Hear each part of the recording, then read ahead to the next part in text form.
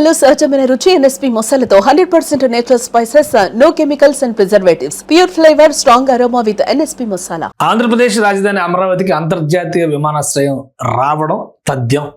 అలానే దీన్ని special purpose vehicle కింద పెట్టి ఏపీ సర్కారు ప్రత్యేకంగా రాబోయేటువంటి అవసరాలకు అనుగుణంగా ఇన్ఫ్రాస్ట్రక్చర్ డెవలప్మెంట్ పైన ఫోకస్ పెట్టి ఇప్పుడు దానికి సంబంధించి ఒక అప్డేట్ వచ్చింది. విమానాశ్రయం ఎక్కడ ఉండబోతుంది, ఏ విధంగా ఉండబోతుంది, దానికి సంబంధించినటువంటి డిజైన్స్ ఏంటి, వీటన్నిటిపైన కూడా సమాచారం వచ్చింది. ఒకసారి వాటిని విశ్లేషించేటువంటి ప్రయత్నం చేద్దాం.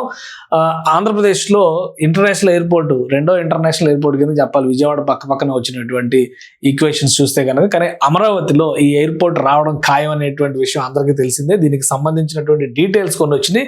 ఇవేవి కూడా అభూత కల్పనలు కావు, అలానే ఏఐలో జనరేట్ చేసినటువంటి అంతకంటే కావు. యాక్యురేట్ రిపోర్ట్స్ ఉంటేనే నేను ఇక్కడ డిస్ప్లే చేసి ఎక్స్ప్లెయిన్ చేస్తాను. కొంతమంది సరైనటువంటి అవగాహన లేకుండా కామెంట్స్ చేస్తున్నా కూడా నేను గమనిస్తున్నాను. కాబట్టి ఈ డేటా అంతా ఎక్కడి నుంచి వచ్చిందో కూడా నేను మళ్ళీ మీకు ఎక్స్ప్లెయిన్ చేస్తాను. ఇది అమరావతి ఇంటర్నేషనల్ ఎయిర్పోర్ట్కి సంబంధించి ప్రాజెక్ట్ మొత్తం గ్రీన్ ఫీల్డ్ ఎయిర్పోర్ట్ కింద డిజైన్ చేయాలని చెప్పని డిసైడ్ చేశారు. గాలి దిశ, భూ సమీకరణ, లభ్యత వీటన్నిటి ఆధారంగా 4000 మీటర్ల పొడవైనటువంటి రన్వే ద్వారా 4000 మీటర్ల పొడవైన రన్వే ద్వారా ఒక భారీ విమానాశ్రయాన్ని ఇక్కడ ఏర్పాటు చేయబోతున్నారు. బోయింగ్ 777 ఎయిర్వేస్ ఉండే విధంగా, అక్కడ రన్ అయ్యే విధంగా ఉండేటువంటి ప్రణాళికలను కూడా వీళ్ళు రెడీ చేస్తున్నారు.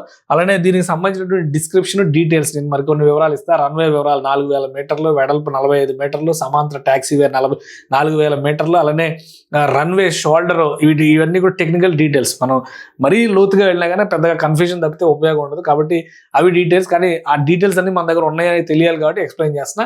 ఇక టోటల్ ట్యాక్సీవే, దాని యాప్రాన్ నిర్మాణం ఏ విధంగా ఉండబోతుంది, చుట్టుపక్కల తీసుకోబోయేటువంటి జాగ్రత్తలు ఏంటి, ఐసోలేషన్ బే అంటే విమానాలు రన్ చేయనప్పుడు పెట్టేటువంటి పార్కింగ్ స్పేసెస్ అంటాం కదా, అట్లాంటివి ఎలా ఉండబోతుంది, కార్గో యాప్రాన్ ఏ విధంగా ఉండబోతుంది. ఇంకో విషయం ఏంటంటే ఈ విమానాశ్రయం దగ్గర అతిపెద్ద SEZ కార్గో రాబోతుంది, కార్గో SEZ రాబోతుంది. ఇది ఫ్యూచర్లో ఎయిర్ ట్రావెల్కి, ఎయిర్ ద్వారా అంటే వాయు మార్గాల్లో సరుకు రవాణాకి ఒక మేజర్ బూస్ట్ అయ్యేటువంటి అవకాశం అవుతుంది. ఇక 4వ భవనాల నిర్మాణానికి సంబంధించి ప్యాసింజర్ టెర్మినల్ బిల్డింగ్, దాని చుట్టుపక్కల air traffic control technical systems కానీ, ఎలక్ట్రికల్ సబ్స్టేషన్స్, ఇతర భవనాలు, సపోర్టింగ్ భవనాలు, వాటి నిర్మాణానికి నీటి అవసరాలు. రోజుకి 6000 మంది ప్రయాణికులు వెళ్లే విధంగా, రోజుకు 6000 మంది ప్రయాణికులు వెళ్లే విధంగా, ఆ విధంగా చూస్తే కనుక మీరు నెలలో కనీసం 180,000 మందిని హ్యాండిల్ చేసే విధంగా ఒక ప్రణాళిక. సంవత్సరం వారీగా చూస్తే కనుక ఇది ఇంకా పెరుగుతుంది.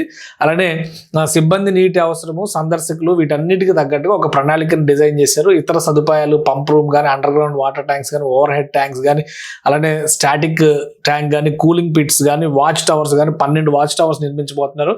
ఇతర infrastructure, sewage and drainage, STP సామర్థ్యం, అప్రోచ్ రోడ్లు, ఇంటర్నల్ రోడ్లు, perimeter roads, car parking areas, security guard, ఇవన్నీ కూడా డిజైన్ చేస్తున్నారు. అరే ఎయిర్ ఎక్విప్మెంట్ కి, ఎయిర్పోర్ట్ కి సంబంధించినటువంటి ఎయిర్ సైడ్ ఎక్విప్మెంట్ కి సంబంధించిన లైటింగ్ సిస్టమ్స్, టాక్సీ వే ఎడ్జ్ లైటింగ్, అలానే ఆప్రాన్ టాక్సీ వే ఎడ్జ్ లైటింగ్, ఇవన్నీ కూడా ఎయిర్పోర్ట్ కి కావాల్సినటువంటి అవసరాలు. వీటన్నిటికీ సంబంధించినటువంటి డీటెయిల్స్ ని, అలానే గ్రౌండ్ సపోర్ట్ ఎక్విప్మెంట్ ఏరియా మొత్తం 5760 స్క్వేర్ మీటర్స్ లో దీన్ని డెవలప్ చేయాలి. ఫేజ్ 1లో దీన్ని డెవలప్ చేయాలని చెప్పని నిర్ణయించడానికి తెలుస్తుంది. అలానే మాస్టర్ ప్లాన్ లేఅవుట్ మొత్తం కూడా ఎయిర్పోర్ట్ విస్తీర్ణం 1611 ఎకరాల వరకు ఉంటుంది. ప్రధాన భూభాగాలు runway, taxiway, apron, passenger terminal zone, cargo and maintenance, అలానే GSC, ATC fire station, parking, utility, support buildings, ఇవన్నీ కూడా ఇక్కడ రాబోతున్నాయి. దీనికి సంబంధించినటువంటి మాస్టర్ ప్లాన్ కూడా ఒకసారి మీకు చూపిస్తాను, ఎందుకంటే డేటా మన దగ్గర ఉందన్న విషయం తెలియాలి కదా. ఇది మాస్టర్ ప్లాన్, అమరావతి ఎయిర్పోర్ట్ కి సంబంధించినటువంటి మాస్టర్ ప్లాన్.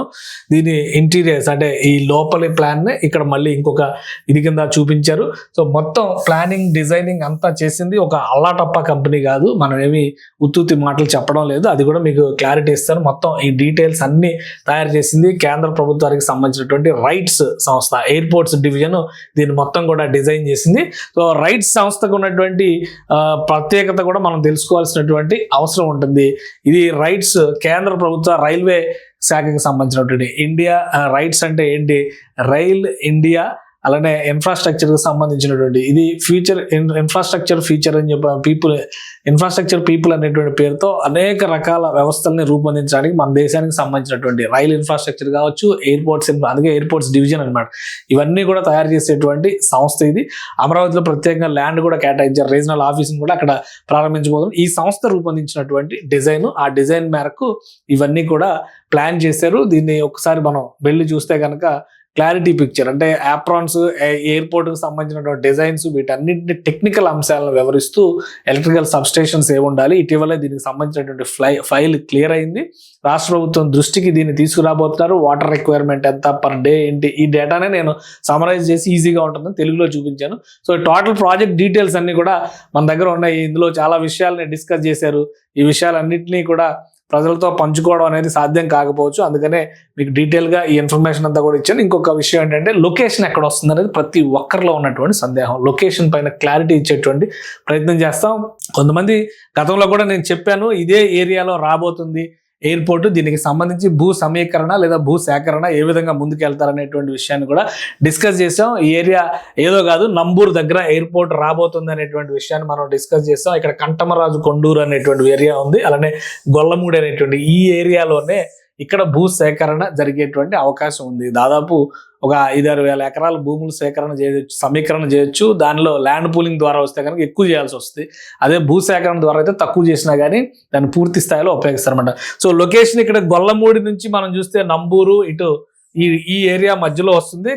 కొన్ని సందేహాలు కూడా ఉన్నాయి ఇందులో, ఎందుకంటే దీనికి దగ్గరలో ఉప్పలపాడు బర్డ్ శాంచురీ ఉంది. ఇక్కడ పక్షులు ఎక్కువగా ఉంటే విమానాలు రాకపోకలకు చాలా ఇబ్బందులు ఉంటాయని, కానీ దానిపైన సమగ్ర అధ్యయనం చేసిన తర్వాత గాలి దిశని బట్టి అక్కడ జరిగేటువంటి అంటే అక్కడ ఉన్నటువంటి వాతావరణ పరిస్థితుల్ని బట్టి దృష్టిలో పెట్టుకునే దీన్ని ప్లాన్ చేశారు. అలానే ఇది కూడా ఈ లొకేషన్ కూడా మనం గుడ్డిగా ఏం చెప్పట్లేదు, ఎందుకంటే అందులో మాస్టర్ ప్లాన్లో ఉన్నటువంటి డీటెయిల్స్ ఆధారంగానే చెప్తున్నాం. అఫీషియల్ అనౌన్స్మెంట్కి ఇంకా టైం ఉంది, కాకపోతే ముందస్తు ఇన్ఫర్మేషన్ ఇస్తున్నాం. ఉపయోగంగా అవసరం ఉన్న వాళ్ళు ఎవరైనా ఉంటే ఉపయోగించుకోవచ్చు, అవసరం లేదనుకుంటే లైట్గా తీసుకోవచ్చు. కానీ ఇన్ఫర్మేషన్ ఇది. మీరు ఇక్కడ లొకేషన్ చూస్తే కనుక గొల్లమూడి ఏరియా కనిపిస్తుంది. గొల్లమూడి నుంచి ఈ ఎయిర్పోర్ట్ టెర్మినల్ వచ్చేటువంటి అవకాశం ఉంది. టెర్మినల్ వచ్చేటువంటి లొకేషన్ గొల్లమూడి ఈ మధ్యలో వచ్చింది. అంటే ఒక్కసారి మీరు మ్యాప్లో చూస్తే కనుక గొల్లమూడికి దీనికి ఎంత డిస్టెన్స్ ఉంది అనేది మీకు క్లారిటీ వస్తుంది. ఇది గొల్లమూడి ఈ ఏరియాలో ఉంది, గొల్లమూడి విలేజ్ ఈ ఏరియాలో ఉంది. కాబట్టి ఊరు చివరన భూములు ఉంటాయి అనుకుంటే కనుక ఇక్కడ పెనుములి అలానే కంటమరాజు కొండూరు గ్రామం, ఇటు నంబూరు ఈ స్క్వేర్లో వచ్చేటువంటి అవకాశం ఉంది. నంబూరు విలేజ్ ఇక్కడ ఉన్నప్పుడు కూడా దీని భూములన్నీ కూడా ఇటు సైడ్ ఎక్కువ ఉంటాయి. అలానే కాజే వరకు నంబూరు కాజా టోల్గేట్ చాలా పాపులర్, అందరికీ తెలిసినాయి. కాబట్టి ఇంకా చెప్పాలంటే కాజా టోల్గేట్కి ఎంత డిస్టెన్స్లో వస్తుంది, ఎందుకంటే రియల్ ఎస్టేట్ కంపెనీలు అన్నీ కూడా అటువైపు చాలా వెంచర్లు వేసినాయి. ఇది అమరావతికి ఎడ్జ్ ఏరియా, కాజా ఇక్కడ ఉంది. మొత్తం మీద చూస్తే ఒక 7-8 కిలోమీటర్ల లోపే వస్తుంది అనమాట. నంబూరుకి గొల్లమూడికి మధ్య 5 కిలోమీటర్ల లోపే ఉంది డిస్టెన్స్ అని. కాజా టోల్గేట్ ఇటువైపు వస్తుంది. కాబట్టి ఈ ఏరియా ఇటువైపు ఇన్నర్ రింగ్ రోడ్డుకి సంబంధించి అవుటర్ రింగ్ రోడ్ కనెక్టివిటీ రోడ్లు కూడా వెళ్తున్నాయి. సో ఫ్యూచర్లో ఇన్ఫ్రాస్ట్రక్చర్ జోన్గా ఇది బాగా డెవలప్ అయ్యేటువంటి అవకాశం ఉంటుంది. కాబట్టి సంస్థ జరిపినటువంటి అధ్యయనం తర్వాత టోటల్ మాస్టర్ ప్లాన్ లేఅవుట్ని రెడీ చేసి పెట్టారు.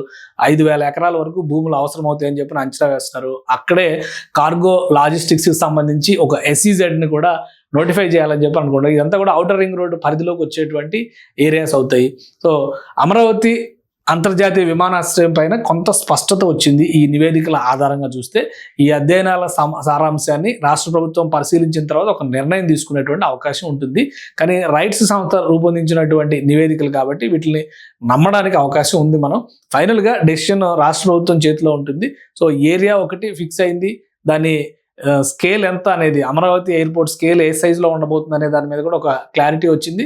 సో రాష్ట్ర ప్రభుత్వానికి నివేదికలు వచ్చిన తర్వాత ఏ విధంగా నిర్ణయం తీసుకుంటుందో వేచి చూడాలి. సుమన్ టీవీలో మీ పర్సనల్ అండ్ బిజినెస్ ప్రమోషన్స్ కోసం కింది నెంబర్కి కాంటాక్ట్ చేయండి.